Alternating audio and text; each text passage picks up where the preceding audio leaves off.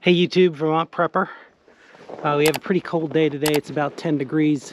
Stay tuned. What we're going to do today is do a cold start of my military Chevy here.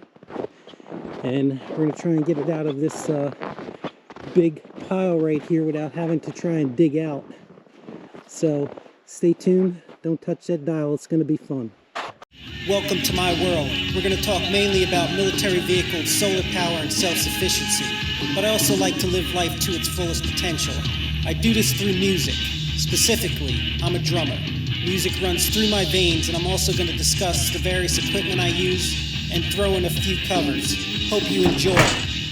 Welcome to the channel. Alright, so last night I spent a lot of time digging out the truck as well as my car. And I got my car pretty well done. Got my trailer right there in case I need that. I got a nice little path around there.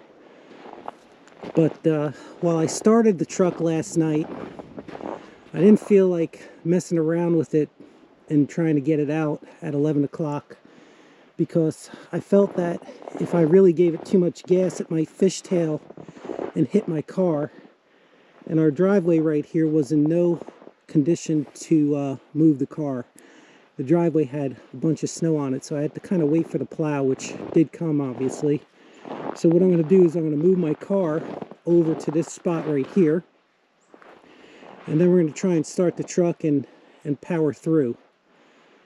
So being 10 degrees, it shouldn't be too bad. I do have it plugged in, and I did start it last night, so I'm not anticipating any issues, but I'm going to have to let it warm up and we'll go from there. Alright, this test is going to be nice for the turbo and for my snow tires that I have on here, and hopefully I'll be able to power through without having to really do any kind of shoveling. At least that's what I hope. Let's get her started first.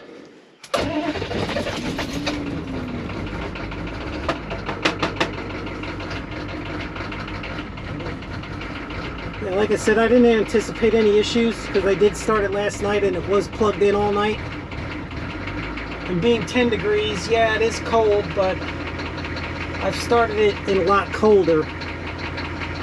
And one of the things, of little tips, if you have one of these vehicles, is I have an under hood, what they call it's an insulation to cut down on noise, but actually what it does is it helps the fuel filter from freezing when it's really cold. So if you have one of these in a cold environment, I highly recommend it. And I'll put a link in the description if you really want to go through with that. But they're easy to install. They're you just stick them right up on the inside of the hood right there. So let's let this warm up, get defrosted, move my car, and I'll be back after that.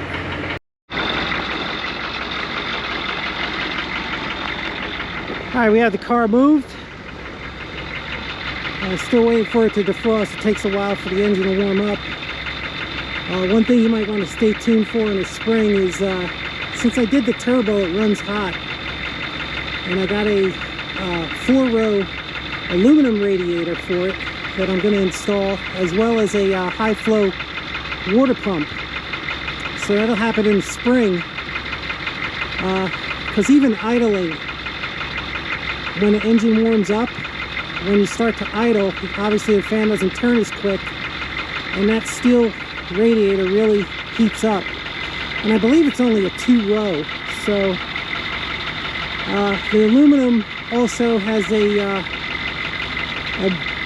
easier way to cool because of the properties of the metal. So all in all, I think it'll be a good upgrade either way. I don't know if I have to do any additional work. Hopefully I won't, but that's what I'm going to try first, because it actually is a nice upgrade that is not that expensive. The radiator I got was maybe 350 bucks, and the water pump was like 150. And I got the radiator off eBay, and it has lifetime warranty, so I'm not worried about it. And the water pump I got online, I'll put a link on that. I forget the company's name. but they make it for exactly this engine, the 6.2 diesel. And again, this is a 6.2 to 6.5 turbo conversion, so it still has the main part of the engine. The block is a 6.2, but then you change the manifold and put the turbo on there to make it a 6.5. Alright, I think it warmed up as much as it's going to right now. Basically, the defroster is not heating up enough to really get the ice off the windshield. So I'm just gonna maybe stick out the camera outside the window. And for those of you who are new to the channel, I've modified this quite a bit. I put new tires, like I said earlier. They're the Trixis, and I'll put a link in there. They're the same size as the Hummer tires, 37-inch, which this vehicle came with. It's obviously got a lift on it, 6-inch lift. And I have a dual transfer case shifter, which means that I can use the front and rear in tandem, or I could use the front only, which is a nice feature to have in case the rear drive shaft breaks for some reason. I could kind of limp out with just the front. The other thing is that I have lockers in the front as well, and the lockers are both engaged right now, so we're going to do full lock trying to get this out. And they have 488 gears. These things came normally with 456, but when I got it, somebody removed the 456 gear, which I have no reason or no understanding of why they would do that. I guess they wanted to make it more of a road vehicle, but then they put larger tires on it, which kind of defeats the purpose. So I had a Hillbilly Wizard in Pennsylvania redo both axles, and now they're both 488, which is the right size for that particular 37-inch tire. I probably could have went 513s, but I kept it at 488, and it's fine. So let's try this. All right, here we are. You see the ice is not fully defrosted there. Here's my dual shifter, and it's already engaged in four-wheel drive. You see from the legend right there, I could go 4 high, which is down right here, fully down. And if I wanted to go low, all I have to do is move these both up, and I have low gear, and I could do that either on the front or the rear. So I could have just a rear low if I wanted without having the front engaged. So it's pretty cool. Highly recommend it. It's ORD. All right, let's get this going. I'll stick this out the window, maybe get a better view.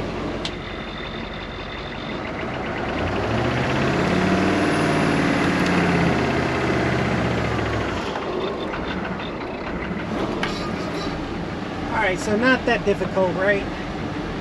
And that's probably with 3 foot of snow in front of it. I intentionally even put snow in front of it last night because I didn't want to move it around too much digging my car out. So basically I'm out. Let's get a look.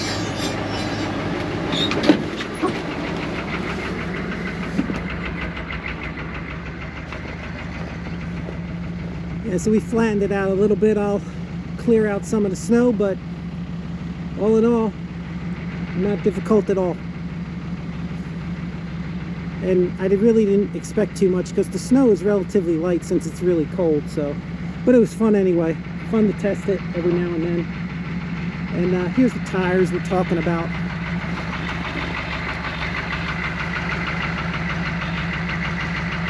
You see Trixis mountain tire or mud tire, and you can see the the tread on there. It even has a side tread so that you have grip in the snow and mud and ice. Not so much ice, but more snow and mud. So it's really good in the deep snow. All right, everybody, I appreciate you watching. And now we're going to just do a little bit more clearing. Obviously I got to clear out my bed as well. So until the next time, I'm on Prep Way Out, and as always, keep prepping.